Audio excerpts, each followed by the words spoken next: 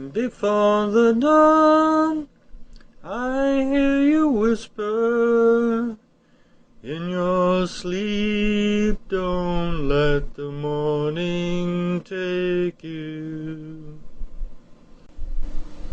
Evil must be punished.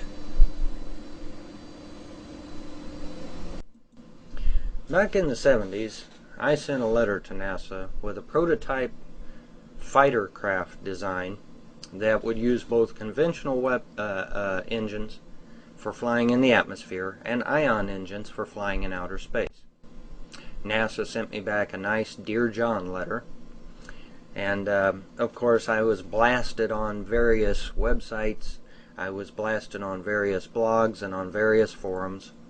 Oh, the ion engine is a hunk of junk. The ion engine ain't no good. The ion engine this, the ion engine that.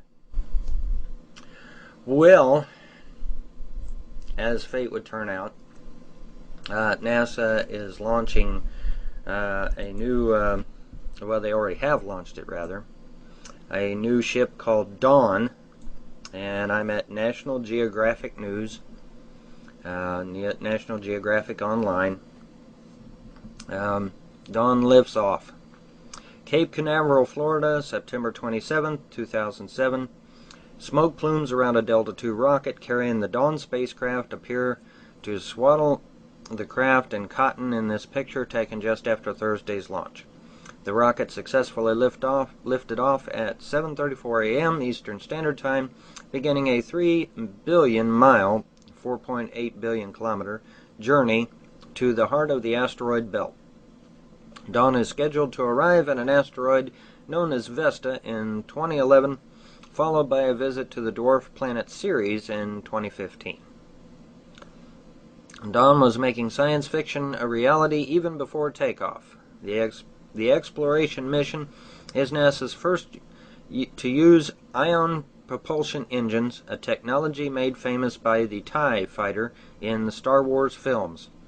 The highly efficient basketball-sized engines use electrically charged xenon gas to generate thrust. From such a little engine, you can get this blue beam of rocket exhaust that shoots out at 89,000 miles an hour. Keyur Patel, NASA's Dawn Patrol manager, told Space. It's a remarkable system. Alright, so the very thing that I advocated back in the 70s, NASA is just now getting around to use on a regular basis. Just now. Alright? And see, at the time, see, the thing about the ion engine, alright, the thing about the ion engine is that it's like a car in wintertime. Alright, you have to let the car sit and warm up a little bit before you take off in it. Well, the ion engine is the same way. You have to let it sit and build up a little bit before it takes off. But boy, when it takes off, it really takes off.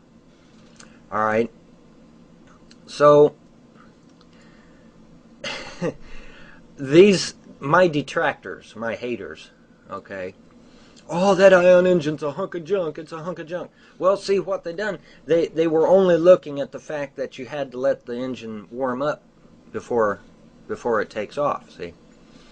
And so they didn't, you know, because of that, they were, oh, it's slow, it's a piece of crap, it won't work. Well, surprise, surprise. The ion engine is the fastest hunk of junk in the galaxy. Had NASA listened to me and started implementing ion engines back in the 70s when I asked them to, instead of sending me a damn Dear John letter, guess how much farther we would be right now. Ion engines on any spacecraft will get us to Mars in half the time it will with conventional rocketry.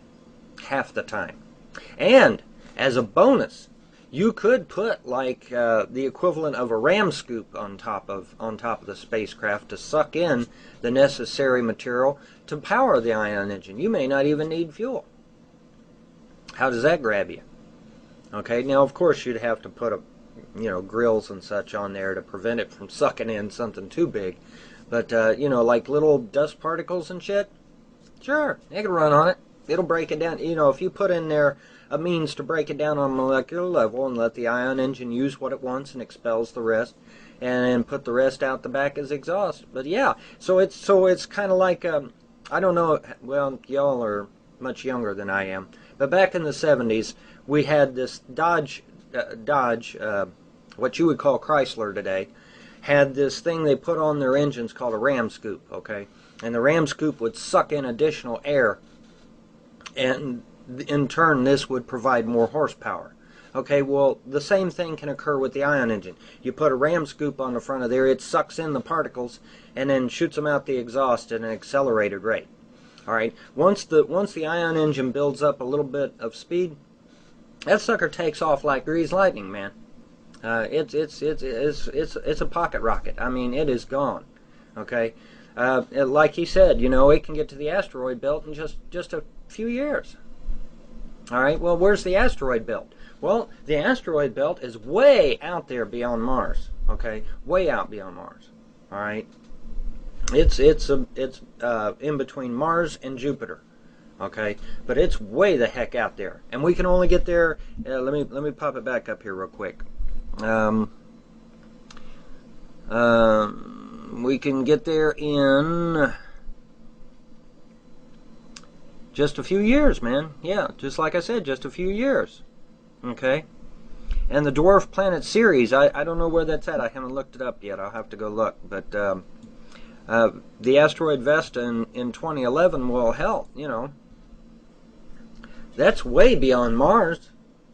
That's way out beyond Mars, man. That's you know, like I said, that's almost towards Jupiter. So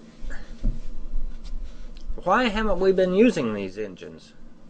Well, because the prevailing thought at the time was that these engines were slow, inefficient, and you know, and like I said, I was getting yelled at, I was getting screamed at, especially on bulletin boards. Oh my God, man!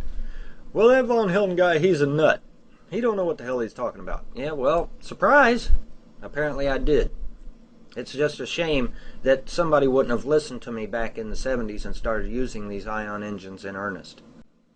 The old Battlestar Galactica from the 1970s TV show. Not the new one, the old one. The new one, I don't know what the hell they're using. But the old Battlestar Galactica from the 1970s TV show with Lauren Green in it. The Battlestar Galactica had two huge ion engines in the back for propulsion. All right? And I just, you know, it just floors me that that people, you know, wouldn't take me seriously. Because think how far much along we would be if we had started using ion engines back in the 70s when I first proposed it to NASA. But yet now now here we are finally in 2007 using them in earnest. That's sad, man. That's sad. But just wanted to twist the old knife into NASA one more time. I was right. NASA was wrong. Deal with it. Yay me. But no, you know, like I said, man, you know, I'm not so much for glorifying myself as I am for the fact that not using ion engines sooner has hurt all of mankind. You know, I mean, it's a faster engine, it's a more efficient engine. No fuel, theoretically, no fuel needs to be carried. It could suck in what it needs out of space debris. And it's just a shame. But, oh well. We're going to find out. I'm going to find out how it does. They tested it on a satellite, and the satellite took off. It's gone. This thing here is going to take off like a rocket, too. And, you know, it's a shame we can't use ion engines in the atmosphere, but they're just too damn fast. Once the ion engine gets running, it's too damn fast. And the bigger the ion engine, the faster it will go. So, it's like taking the old 350 Chevy motor and putting bigger heads in it and boring stroking it, putting a bigger cam in it, and all that good stuff. You know, it's the tinkerer's dream. The ion engine is, man, because you can tinker with that sucker and really get it to putting out. But anyway, that's pretty much what's going on. The Dawn lifted off successfully. It will be heading towards the asteroid belt. Hopefully it will collect some minerals and stuff and bring them back and let us take a look at them. I'm assuming that's what they're doing out there. And so we'll see how it goes.